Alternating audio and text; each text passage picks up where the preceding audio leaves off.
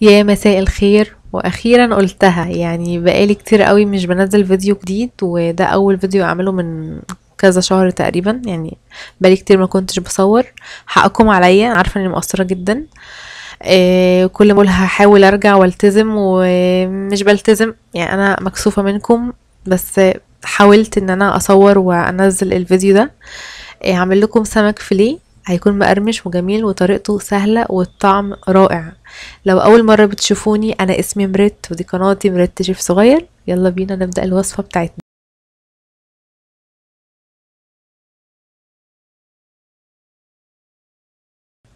معايا نص كيلو من السمك الفيليه متقطع بالشكل ده. البهارات بتاعتي بقى عبارة عن بابريكا، كمون، كزبرة، فلفل أسمر، من كل حاجة معلقة صغيرة ممسوحة. ومعايا كمان ليمونة، وحوالي 6 7 فصوص من الثوم، يعني كتروا الثوم شوية. هحط كل ده على بعضه، وهقلب السمك الفيليه مع البهارات، ويستحسن ان انا اسيبه في التتبيله حبه حلوين كده. وكمان هضيف معلقتين كبار من الزيت. واسفه لو صوتي متغير، لاني تقريبا انا عندي برد.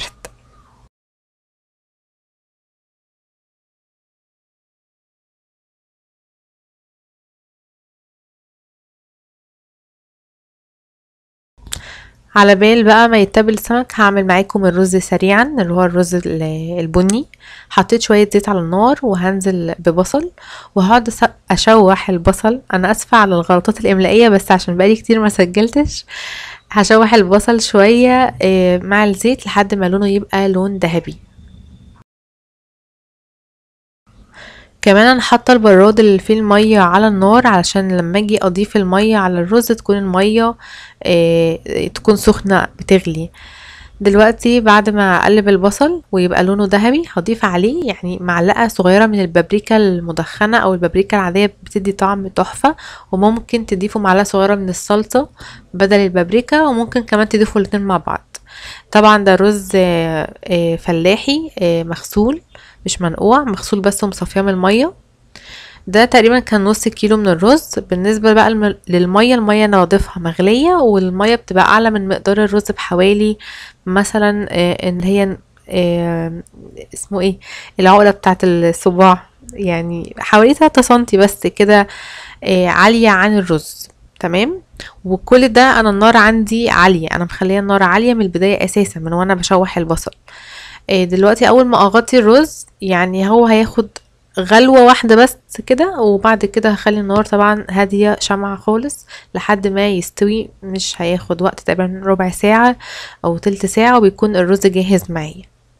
في الوقت ده بقى انا جبت الخلطة اللي هنعملها عشان نقلي السمك الفيليه، وهي بسيطة جدا. هو دقيق ونشا، يعني مثلا كوباية دقيق عليها معلقة كبيرة من النشا، ورشة ملح بسيطة، وشوية من البهارات اللي ضفناها على السمك ممكن تضيفوها على الدقيق، ولو مش حابين مش مشكلة عادي.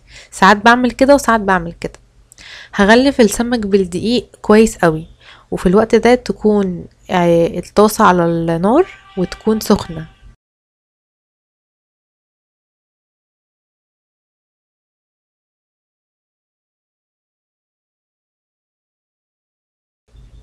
نيجي بقى للتركة اللي بحبها وبحب اعملها على طول. شايفين طبق المية اللي هناك ده طبق مية ساقع. هنحط السمكة جوه المية الساقعة، وهي عليها دقيق عادي اهو، وانزل بيها في الزيت على طول. تمام. الحركة ديت بتخلي السمك الطبقة اللي من بره دي بتكون مقرمشة، وبيكون يعني حلو قوي. طبعا خليكم بعاد شوية عن الزيت، لان طبيعي هتلاقوا فيه شوية طرطشة شوية، فبعدوا شوية عن الزيت. دايما بعمل السمك الفيليه بالحركة دي، حركة المية المتلجة دي. وبس كده هتلاقوا حتى طبقة من بره مقرمشة وجميلة. لما ياخد لون كويس من الناحية اللي تحت، اقلبه على الناحية اللي فوق، وبعد كده خلاص اطلعه على المناديل بتاعة المطبخ.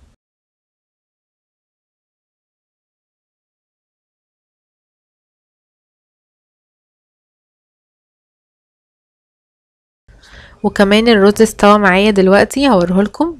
فلفل وحلو ومش معجن ومش ملزق.